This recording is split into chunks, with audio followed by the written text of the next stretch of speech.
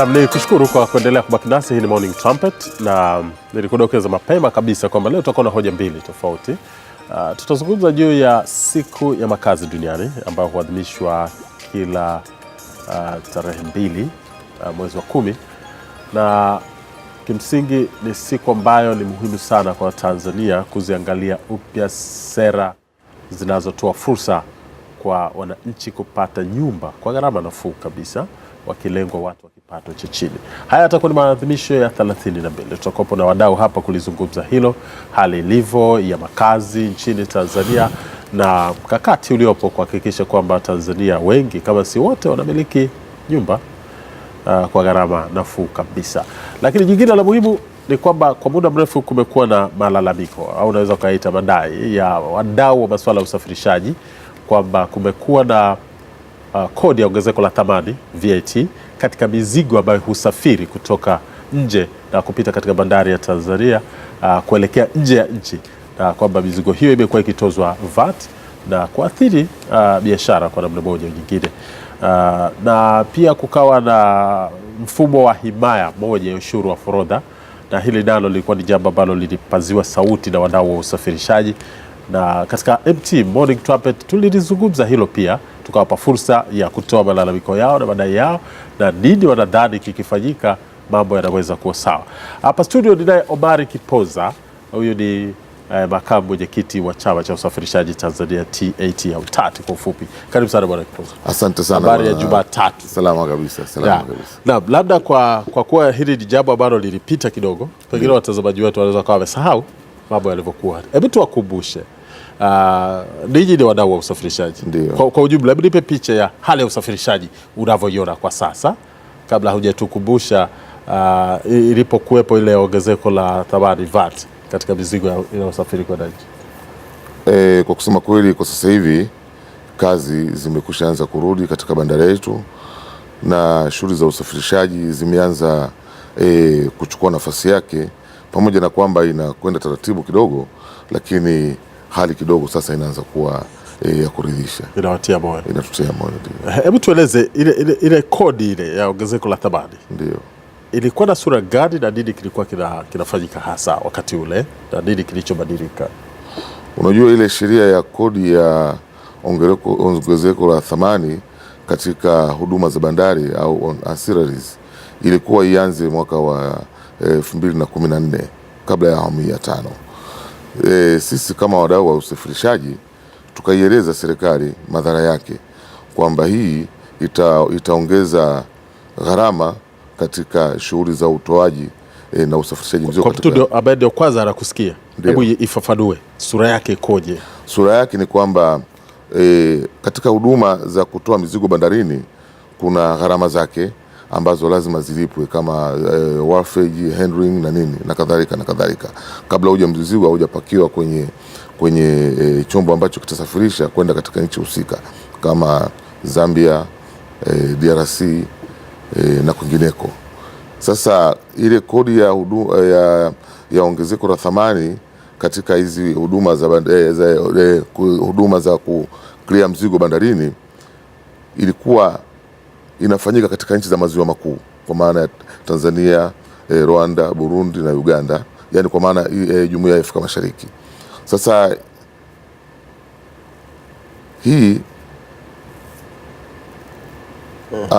nimechanganya masuala ya forodha ya tunazungumza VAT ilikuwa hii ilikuwa haipo kabisa. Sasa kilichotokea ni kwamba baada ya kuweka hii kodi ya ongezeko la thamani katika utoaji wa mizigo bandarini, ikawa imeongeza gharama za kutoa ule mzigo. Kama container ilikuwa inatoka labda kwa shilingi kwa dola 320, kwa inafika mpaka 400 au 450. Yaani mzigo umefika huko kwenye meli. Ndio. Ile huduma ya kupakua mpaka upate ruhusa ya kutoka kutoka bandarini ile huduma ina gharama zake. Ina gharama zake. Sasa zile gharama ndio zilikuwa zinaongezewa kodi ya ongezeko la thamani. Sasa sisi tukawa tunaiambia serikali kwamba unapoongeza kodi ya ongezeko la thamani katika utoaji wa mizigo pale bandarini, unaongeza gharama za kuutoa ule mzigo, na ile gharama si kwamba ni tunaifanya sisi, hapana. Mimi nikishafanya utoaji ule mzigo, gharama zote zile ninampelekea yule mwenye mzigo ambaye ninamsafirishia. Sasa kimsingi mtu anayetozwa kodi ya ongezeko la thamani ni mnunuzi, ni yule mzawa ambaye hayuko registered kwenye vyombo vyetu hapa nyumbani, kwa maana kwamba kimsingi ni mnunuzi. Ile kodi ya ongezeko la thamani inatozwa kwa mtu ambaye yuko registered taxpayer hapa kwetu. Ukimtoza mtu ambaye mizigo yake unakwenda nje, huyu mtu nilikuwa najaribu kuangalia kwanza VAT yenyewe kwa asili. Mimi nikienda kununua kitu kwako, sisi wote ni Watanzania. Ndio. Anayelipa VAT ndio ni mimi, sio? Ninayenunua kwako. Ndio. Si ndio? Sawa kabisa. Lakini kwa mtu ambaye ni wa nje ya nchi, ndio hapaswi kulipa VAT. Na wenzetu wana utaratibu, kama ukienda nje za nchi wale walioendelea, kama utanunua bidhaa ambayo ina VAT, wakati unaondoka zile pesa zako aidha utarudishiwa airport au utapewa utaratibu ambao utapewa karatasi huko utakakokwenda baadaye. Kuna kadi maalum unakwenda, unaambiwa baada ya siku kadhaa nenda kwenye ATM utarudishiwa zile pesa zako. Kwa hiyo unapoongeza kodi ya ongezeko la thamani kwa mizigo inayokwenda nje kwa mtu ambaye sio taxpayer wetu, sio mlipa kodi wetu hapa, ni kwamba hawezi kudai hizo pesa. Sasa tulikuwa tunavutana katika kuielezea hiyo kwamba itadaiwa vipi au iko vipi. Sasa baada ya marumbano ya muda mrefu serikali imetuelewa. Baada ya kutuelewa, maana tulielezea kwamba bandari yetu itakosa kazi, na kweli tulikosa kazi kwa sababu wenzetu katika bandari nyingine hawatozi hiyo kodi ya ongezeko la thamani katika uondoshaji wa mizigo bandarini. Kwa hiyo na wao wenzetu pia wakafanya utafiti kwa namna ya vyombo vyao vinavyofanya kazi, wakagundua kweli jambo hilo si sahihi, na ni kwa kusema kweli mizigo ilipungua katika bandari yetu na ilihama. Wengi walipeleka mizigo yao Beira, walipeleka Durban, walipeleka Walvis Bay na kwingineko, kwa sababu katika maeneo hayo walijaribu kuikwepa kidogo bandari yetu. Lakini baada ya serikali yetu kuliona hilo na kukubaliana na sisi, ndio maana tumeona tuchukue nafasi hii kuweza kuishukuru na kuipongeza serikali kwamba imeweza kusikia kilio chetu. Sasa sisi kwa pamoja, sisi pamoja na serikali tutafanya kazi, serikali itapata kodi yake na sisi wafanyabiashara. Kwa hiyo nini kimetokea sasa? Kwa kusema kweli, kilichotokea, serikali imeiondosha hiyo kodi ya ongezeko la thamani katika mizigo inayokwenda nje, kitu ambacho ni kizuri, tumekifurahia na pande zote zitafaidika. Serikali itafaidika na sisi wafanyabiashara tutafaidika, kwa sababu mizigo inapokuja mingi katika nchi na bandari yetu ikatoa huduma, ni kwamba tutaingiza kipato kingi. Na unaposafirisha mizigo mingi kwenda nje, serikali ina namna nyingi ya kukusanya kodi yake. Inakusanya kodi kwa maana ya mafuta na huduma mbalimbali zile zinazofanya. Kuna mafuta tunajaza kwenye magari, kuna matairi tunanunua, tuna spare na kadhaa wa kadhaa. Na hiyo imeanza lini hasa? Mmeanza kuifeel lini? Nafikiri kama miezi 3-4 iliyopita, sina hakika zaidi, ndio ilikuwa Kwa hiyo tofauti unaiona ninyi kama chama cha wasafirishaji? Mnaona tofauti gani wakati mkiwa na ile tozo na sasa haipo? Tofauti ipo kubwa. Tofauti yetu kubwa sisi ni kwamba wale wateja ambao walikuwa wameacha kutumia bandari yetu sasa wamerejea, wanaanza kurejea, pamoja na kwamba taratibu, unajua kumpata mteja ni kazi kubwa sana, lakini kumpoteza ni dakika 5 tu, na kumrejesha ni shughuli kweli kweli. Kwa hiyo tunashirikiana na wenzetu wa TPA, wenzetu wa mamlaka ya mapato, wenzetu wa Sumatra, chama cha mawakala wa forodha. Tunasafiri katika hizo nchi ambazo zilikuwa zimeacha kutumia bandari yetu kwenda kuwaelezea kwamba jamani, sasa mambo yako vizuri, yako shwari. Na mmesafiri hivi karibuni? Kwa hivi karibuni bado hatujasafiri lakini ipo katika program. Mara nyingi wenzetu wa bandari, mamlaka ya bandari Tanzania ndio huwa wanaandaa hizo safari, lakini wanatualika, tunasafiri pamoja kwenda kuwaelezea wahusika huko, wale wateja kwamba jamani, sasa mnaweza kurejea, mambo mazuri nyumbani kwetu. Na nadhani ziara hizo zinaweza zikaleta tofauti, sio zinaweza, zinaleta tofauti sana, kwa sababu huwezi kufanya biashara bila kufanya marketing au masoko, lazima utangaze. Sasa moja ya shughuli ambazo huwa tunazifanya sisi viongozi wa vyama vya usafirishaji, mawakala wa forodha, viongozi wao, viongozi wa Sumatra, viongozi wa TPA, viongozi wa mamlaka ya mapato, huwa tunatengeneza kundi, halafu tunakwenda katika hizi nchi ambazo huwa tunazihudumia za maziwa makuu, kwenda kuwaelezea vivutio ambavyo vipo sasa hivi katika bandari yetu, waendelee kuitumia bandari yetu. Yeah.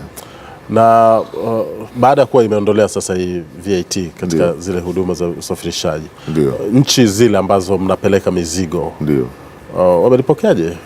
Limewagusa au ilikuwa kwa upande wenu zaidi? Kusema kweli, wao limewagusa kwa sababu kwao ilikuwa ni hasara, analipa gharama ambayo hakupashwa kuilipa, lakini na hawezi kuidai.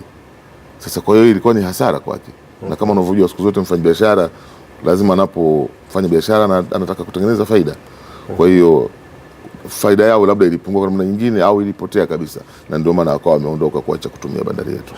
Kabla sijaleta hii hoja nyingine ya masuala ya vituo au zile bele vizuizi barabarani wakati wa usafiri, ni kurudishe nyuma kidogo kwenye taasisi yenu yenyewe kama chama cha wasafirishaji. Ndio. Kwa faida ya mtazamaji wangu, hebu tukifahamu kidogo kinashughulika na aina gani ya usafirishaji, kinafanya kazi gani hasa TAT?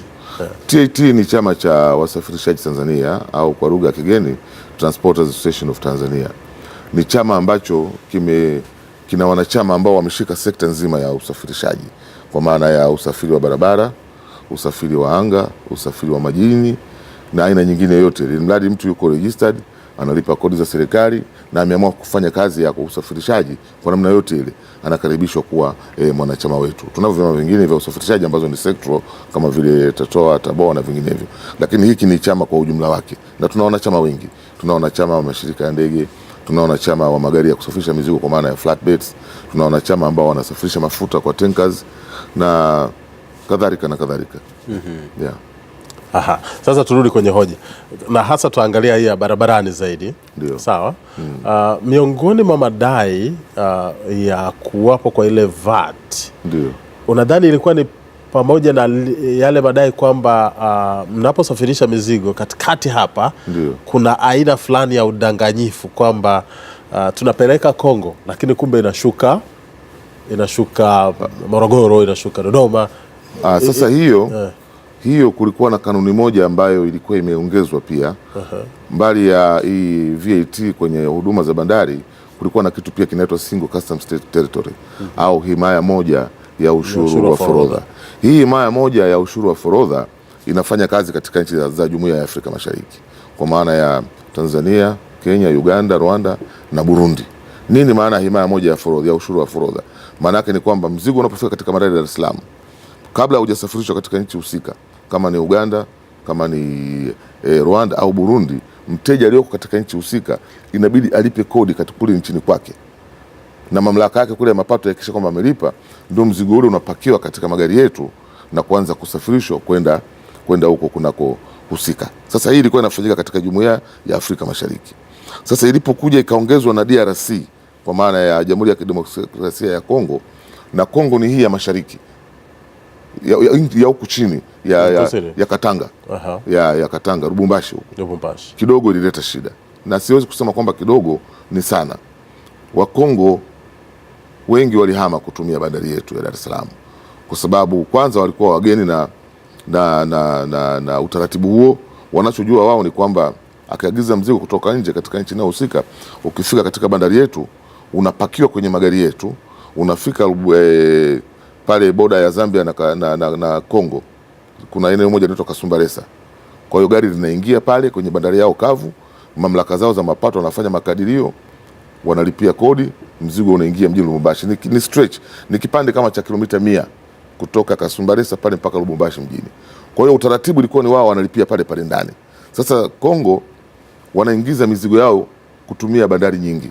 Wanaingiza mizigo yao kupitia bandari ya Beira Msumbiji, wanaingiza mizigo yao kupitia Durban South Africa na kupitia Walvis Bay. Kama unavyojua Kongo ni nchi ambayo ina madini mengi sana. Wana shaba, wana cobalt na mengine na mengine. Kwa hiyo unapopeleka huduma Kongo ya mzigo, kwa maana ya bidhaa za huduma mbalimbali, unaporudi unarudi na kopa. Utarudi na kwa maana ya shaba. Sasa tuliposema kwamba tunaleta hii himaya ya forodha ya pamoja, wao kidogo iliwakwaza kwa maana ya kwamba ilibidi mzigo yao sasa walipie kodi kule kwao, halafu ndio huku ipate ruksa ya kuondoka. Kwa hiyo kulikuwa na tatizo pale kwanza la makaratasi. Sisi tunatumia Kiingereza Anglophone, wao kule ni Wafaransa. Kwa hiyo mzigo ukifika inabidi zile karatasi zitumwe Lubumbashi zikafanyiwe kwanza tafsiri. Baada ya tafsiri, yule mteja kule Kongo alipe kodi sasa kule Lubumbashi, huu mzigo ndio upakiwe uanze kuondoka. Sasa hiyo kidogo ikawakwaza wa Kongo. Sasa hiyo ilikuwa sio kwa mizigo tunayopitia katika bandari yetu, ilikuwa mpaka hata bidhaa wanazonunua katika viwanda vyetu, kwa sababu wao walikuwa wanategemea huduma kubwa sana Kongo kwa Tanzania. Wanategemea kununua bidhaa kwenye viwanda vyetu vya Bakhresa, viwanda vya Mamadi Enterprises na vingine kwa maana ya sabuni, nguo, sukari, maziwa. Sasa inabidi sasa, hizo ni wale wafanyabiashara wadogo ambao wanasafirisha kwa kutumia usafiri wa hizi gari za fuso au gari wanaita kipisi, wafanyabiashara wa katikati, middle class. Sasa wakawa wanaona kwamba hiyo pole inawakwaza. Sasa kwetu sisi tulipata athari mara mbili. Kwanza tulikosa mizigo ya Kongo, ilipungua sana kwa sababu hilo lilikuwa linafanyika hapa kwetu tu. Katika mizigo yao inayopita katika nchi nyingine, kwa maana ikipitia Beira au ikipita Durban au ikipita Walvis Bay, hakuna kitu kama hicho. Kwa hiyo watu waliondoka. Sasa tukaieleza serikali kwa kusema kweli kwamba jamani, hili jambo wenzetu hawalifanyi, tunakosa kazi. Lakini Bwana Kiponza, mbona katika nchi nyingine limeendelea sasa za Jumuiya ya Afrika Mashariki, sio? Kwa Kongo limefutwa sasa. Ndio, liko katika utaratibu wa kufutwa. Ndio. Liko katika utaratibu wa kuondoshwa. Na ni kwa sababu hizo za lugha na nini? Je, wakisema kwamba okay, sasa tutakuwa na karatasi ambazo zimetafsiriwa kabisa? Kwa kusema kweli kwanza, sisi tulitoa hoja za msingi kwa serikali kwamba tuliona kwamba hakuna sababu ya sisi kusimamia ukusanyaji wa mapato ya nchi nyingine wakati sio shughuli yetu. Sisi kazi yetu ni kusafirisha, lakini wenzetu wakawa wanazungumzia kwamba hiyo inasaidia lile swali lako kwamba bidhaa zile huwa zikipakiwa zinaingia mtaani, haziendi. Yani anachukua mzigo, anapeleka Rwanda, Uganda, wapi huko Kongo, alafu anaziuza kwa katikati. Sasa hilo sisi hazijalipiwa kodi. Kwa hiyo serikali ikawa inasema ni njia mojawapo ya kudhibiti hali hiyo. Sasa hilo limedhibitiwa kwa kiasi kikubwa sana. Limedhibitiwa kwa njia kwanza karibu 3. Sisi wenyewe wamiliki wa maroli tuna vitu vinaitwa tracking devices. Halafu mamlaka ya mapato wenyewe wana kingamuzi chao pia, wanaliona lile gari linavyotembea barabarani. Wewe mmiliki gari yako ikisafiri unaweza ukaiona, ukaimonitor. Na vile na wao wenyewe wanaweza wakaiona. Tumefahamu, wanaiona kabisa. Hata ikisimama pahala muda mrefu ile gari inaonekana. Kwa hiyo suala la tunaita dumping ni zero. Halipo mizigo halipo kabisa. Lakini vile tulikubaliana na wenzetu kwamba jamani, ili tufanye hii kazi vizuri, ni vizuri wale wanaokuja kuomba leseni ya kusafirisha mizigo kwenda nje wapitie huku kwetu, ili kama watafanya uhalifu wawe identified. Kwa hiyo kukawepo na kanuni kwamba mtu hawezi akapewa leseni ya kusafirisha mizigo kwenda nje ya nchi, lazima apite kwetu kwenye chama chochote kile kinachotambulika cha usafirishaji kama Matate, Tatoa na vinginevyo. Lakini hiyo pia inasaidia kitu gani? Unajua dunia sasa hivi imechafuka. Kuna watu wana pesa zao chafu, zinaitwa pesa chafu, wanatumia namna mbalimbali ya kuweza kuzitakasa zile pesa, umenifahamu, ambazo wamezipata kwa njia ambazo hazieleweki. Kwa hiyo huyu mtu anaweza akaamua aizitakatishe pesa zake kwa kuingia kwenye biashara ya aina yoyote ile. Kuna wanaoingia kwenye biashara ya kujenga majumba, kuna wanaoingia kwenye biashara ya kadhaa. Lakini sasa wakija kwenye kufanya kazi ya transport, si ndio? Kwa sababu anakuja, hawezi kwenda kupata ile C28 bila kutokea kwenye chama kama cha kwetu. Akija kwetu sisi tuna utaratibu wa kumhoji yule bwana, biashara yake ameanza vipi, alifanya hivi. Unaambia hapana, tunaiambia serikali huyu mtu sio msafi, hawezi akawepewa leseni, tuna mashaka naye. Kwa hiyo tunashirikiana vizuri sana na serikali, kwa maana ya kwamba uwezi ukapata C28, lazima upite kwetu kwanza. C28 ni nini? C28 ni leseni inayomruhusu msafirishaji kusafirisha mizigo nje ya nchi. Hebu tuambie sasa, yalikuwa malalamiko yalikuwa ni mengi wakati ule. Wakati tukizungumza hata muda haukutosha. Ni kweli. Na sasa hivi tunazungumzia hizi hoja mbili kama hatua ambayo serikali mnasema iwasikiliza. Ndio. Labda tuambie ni mambo gani mengine ambayo mnafikiri ni muhimu bado yaangaliwe? Kama nilivyosema hapo awali, kimsingi yale yalikuwa si malalamiko, kwa sababu yalikuwa ni maoni kwa serikali kwamba tunakosa kazi, kwa hiyo tunakosa mapato, kwa maana ya bandari yetu inakosa kazi na wateja tunawapoteza. Kwa hiyo ilikuwa ni maoni yetu kwa serikali kwamba tufanye marekebisho ili tuweze kuendelea kufanya biashara kama ilivyokuwa zamani. Kwa hiyo kama nilivyosema hapo awali, tunapenda kuishukuru serikali yetu kwa kutusikiliza, kwa kuona hoja yetu ni ya msingi, na kwa hiyo kwa faida ya nchi yetu imeona ni bora. Tunatoa pongezi, tunatoa shukrani kwa Mheshimiwa Waziri wetu wa Fedha Bwana Mpango kwa kuweza kulifanyia kazi hili jambo na kutoa maamuzi ambayo sasa hivi yatatoa picha na faida na maendeleo ya nchi yetu kwa ujumla wake. Kama unavyojua, mwaka jana sisi wasafirishaji kwa ujumla tuna magari karibu 23,000 yanayosafirisha mzigo kwenda nje, lakini baada ya hii kanuni kuwepo na mambo kadhaa kuwa nani kidogo ilileta shida. Kwa hiyo mwaka jana tulikuwa tumerejista magari kama 11,000 tu kutoka 23,000. Kwa hiyo kwanza serikali ilikuwa inakosa mapato, kwa maana ya mafuta ilikuwa haiwezi kupata pesa. Kama unavyojua kila lita moja ya mafuta kuna shilingi 700 mle ya serikali. Sasa gari moja linajaza karibu mafuta lita 2,200. Sasa magari 23,000 au 30,000 ni mapato ya kutosha kwa safari moja tu hiyo. Kwa hiyo kwa kuondosha vitu hivyo, hali kwa kusema kweli ya uchumi wa nchi yetu itakuwa, na hata hizi sekta ndogo ndogo zitafaidika, kwa sababu gari linaposafiri barabarani kuna mama ntilie, kuna guest house, kuna nini. Kwa hiyo tutakuza uchumi wa nchi yetu. Kwa hiyo tunaipongeza serikali kwa kusikia maoni yetu na kuyafanyia kazi na kuyafanyia maamuzi sahihi. Yeah. Kwenye hili la vizuizi kuna maoni pia, upende kuyaita malalamiko. Ndio. Maoni kwamba vizuizi ni vingi, kwa hivyo safari inakuwa ya kusuasua barabarani. Ni kweli hilo, vile hata Mheshimiwa Rais pia aliliona, na alipokuwa amealikwa na Mheshimiwa Kagame pale kwenda kufungua ile daraja la Rusumo, moja ya maelekezo aliyokuwa ameyatoa ili mizigo iweze kwenda haraka kwa haya magari yanayokwenda nje ya nchi, alitoa maelekezo kwamba vile vituo vya ukaguzi vipungue. Kwa mfano hii njia ya kati ambayo tunaita Central Corridor, ilikuwa ukisha pima Dar es Salaam, unapima Singida, unakwenda Nyakanazi pale, unavuka kuelekea Rwanda, na kwa hii kwa vitatu ya hilo limefanyika, tunalipongeza. Na kwa hii njia ambayo tunaita Dar Corridor, kwa maana Dar es Salaam kwenda Tunduma, kwa maana gari zinazokwenda Zambia, Zimbabwe, Malawi na kwingineko, huku kidogo upunguzaji wa vituo umefanyika kweli, lakini katika utaratibu ambao sisi kidogo tunaona una mushkeli. Sisi tulishauri vituo viwe vitatu, kwa maana ya Dar es Salaam, Vigwaza, Tanangozi au panaitwa Wendwa, karibu ambao ni nusu ya safari, halafu Tunduma. Lakini wenzetu wamesema kwamba hapana, iwe Dar es Salaam, Mikumi na Makambako pamoja na Tunduma. Sasa ukiangalia jiografia ya pale Mikumi, kwanza kale kama mji ni kadogo sana, alafu ule mzani huko eneo ambalo si rafiki kwa namna yoyote ile, na halafu ni nafasi fupi sana kutoka Vigwaza halafu tena ukarudie tena kupima Mikumi, ni ucheleweshaji wa safari.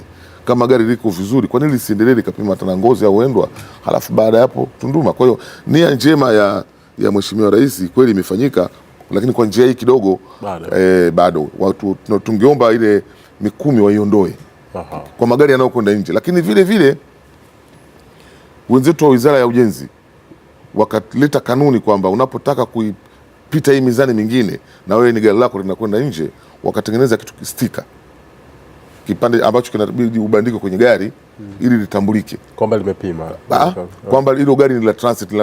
Hivi vituo vinapunguzwa kwa magari yanayokwenda nje ya nchi tu, sio yale ya loko ya ndani.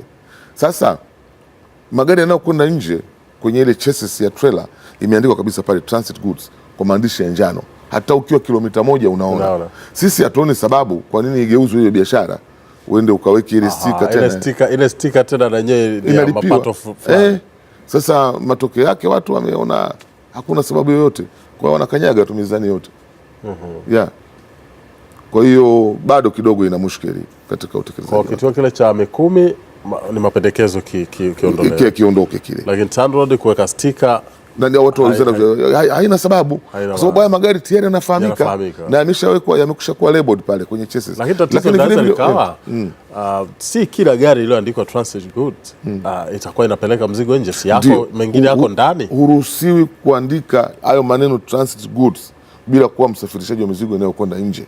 Ukiandika transit goods wakati wewe usafirishi mizigo kwenda nje, siri yake sasa ni kwamba kama mimi ninahitaji mzigo wangu ufanyiwe usafirishaji humu kwa ndani, sihitaji kukodi gari yako. Hapana, huwezi ukatumia gari ambayo inakwenda ina license ya kupeleka mzigo nje. Si ruksa kabisa. Si ruksa. Kwa hiyo magari yote ambayo yatafanya zile shunting za humu nchini yanaitwa local.